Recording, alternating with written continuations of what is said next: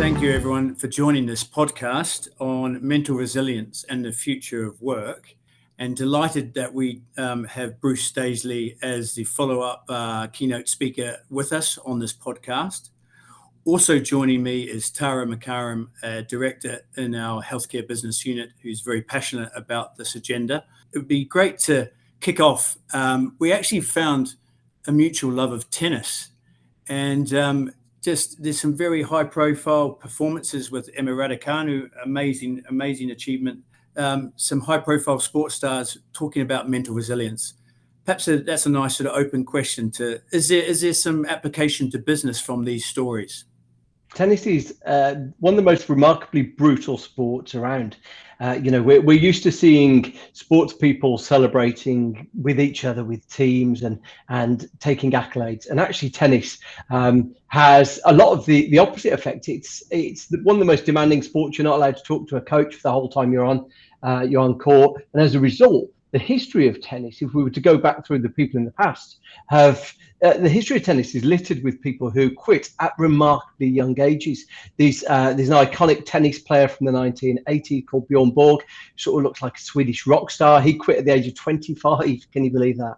Steffi Graf is, by some measures, regarded as one of the greatest tennis players of all time. She quit at 30. Andre Agassi, who's actually married to Steffi Graf, says that he hates tennis with every single fibre in his body. So it's largely because it's such an individualistic sport. And that's why when you do see some of the news stories that transcend from tennis into the wider world, and Naomi Osaka is probably one of the big stories of the last 12 months, there's a really important lesson about resilience there. And I know we're going to talk about resilience now.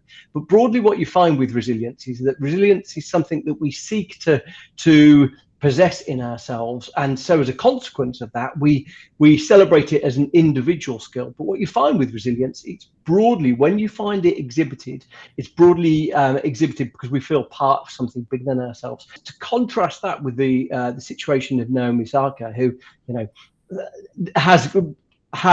she's the richest sports person in the world, which it's not very common that a woman occupies that space, and yet what we see from that is that the isolation, the loneliness that characterizes tennis is something that doesn't allow those people to benefit from it. So I think, look, a really important lesson in that, resilience and strength, is if we regarded resilience as a collective strength, then we would think about it in a very different way.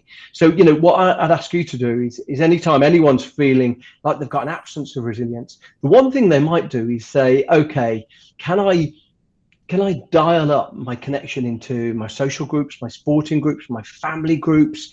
Because quite often it's that sense of being adrift from those things, probably because we're working too hard or because we've got too many demands on us. It's that sense of being adrift from those things that can make the experience particularly, can feel substantially worse. We had a quite specific question from a young mother who is got two young children and client facing with really intense project demands.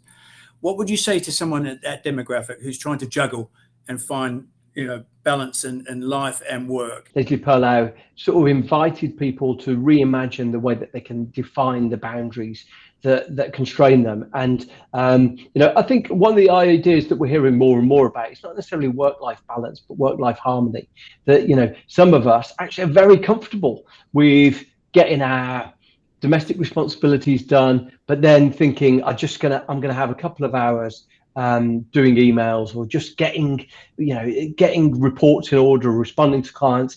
Actually, once I've done my domestic stuff, we all know that you do immensely demanding jobs, and you've got demanding clients. Look, and combined with that, it's immensely demanding market, because the consequences of rapid growth deliver all of those things. So it's achieving that work-life harmony that I think is most critical.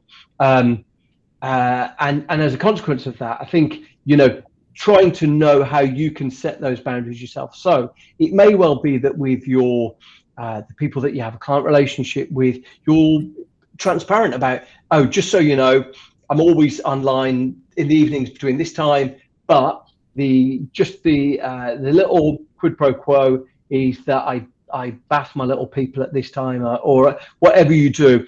And I think if you can achieve that degree of transparency, that degree of psychological safety in the relationships you've got with clients, the evidence that Leslie Perlow found was that that degree of self-revealing, that degree of sort of confiding in someone why you were doing something, actually was in service of the relationships getting better.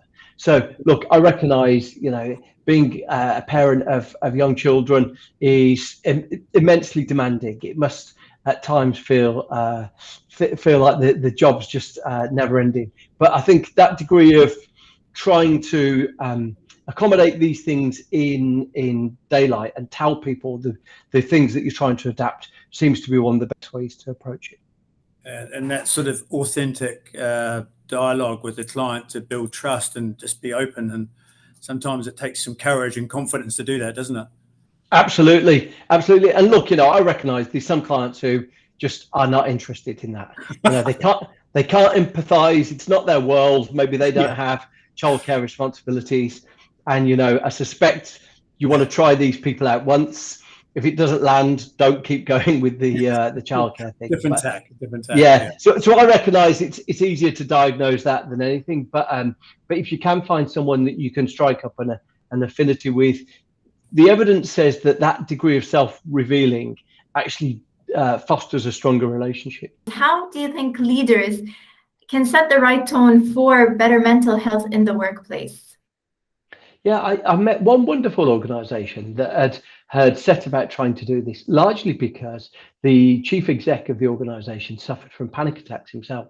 And so during Mental Health Week, he asked 5 of his leaders to send an update, one on Sunday, one on Monday, one on Tuesday, of their mental health experience.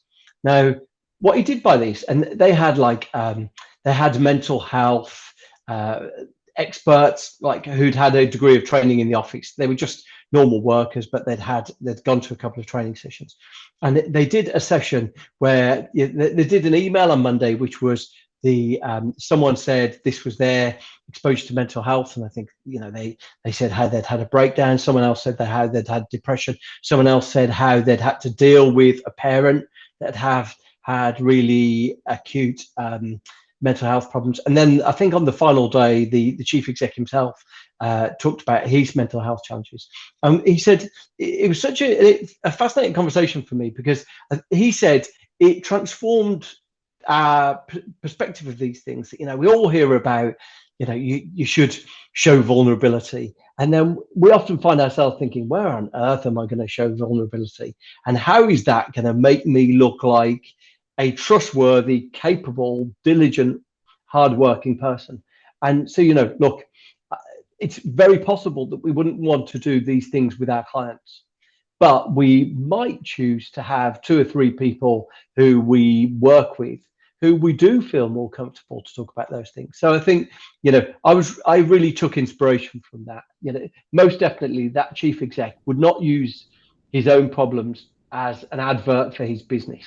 He would not use it in a pitch document. However, amongst his team, it was just an important way for him to connect with them, I think. In your opinion, what are really the mental health must-haves for a thriving workplace, and especially in this day and age, a very hybrid working place? Yeah, I think we can, if we're not careful, we can find ourselves thinking work feels like a game. And as a consequence, we think I can just put 2 hours more in the game and, working relentlessly and just finding, I think it might well be that you choose to work some evenings or wherever you feel that when you're working is most helpful for you, but try and create some barriers and some borders. So, in that work that I talked about by Leslie Perlow, the consultants in that environment just agreed that 1 night a week was non-negotiable. They were not going to work that night. Now, I recognize that, unpredictability happened, but the way that she set about doing that was she said, that she turned it into a team dynamic. I think it may well be that just trying to agree that some things you recognize that you love doing. It might be that you love going to yoga, you love going to play sport with friends. Make sure that you build your week to accommodate those things, because those moments of connecting with other people seem to have a disproportionate benefit to our well-being. I wanted to actually ask you about kind of resilience versus flexibility resilience and flexibility versus self-care. And my question really is, how do you balance that? How do you take that initiative that we need to protect our well-being and our self-care and space, while still being seen as flexible and team players and so on? It's a universal issue. I think sometimes, exactly as you articulate there, sometimes it can be framed as a sign that we don't want it enough. We don't want success enough. And actually, it's always worth thinking of the people who have success, who we do celebrate. The future Usain Bolts or these future Naomi Osaka's don't train for 14 hours every day. They make sure they optimize their energy. And I think, it's a critical thing for all of us to get a good rest whenever we get the opportunity, to take breaks whenever we get the opportunity. Working more and more and more sometimes is an illusory way to achieve success for our clients. And actually, if we started this conversation, Bruce, around sport and tennis, and we're finishing it because, to be sustaining, all those high performance athletes have to sleep well, eat well. That's right. There's great read across from sport and team sport into business and all those challenges that we've got in the modern world. So, look, thank you so much.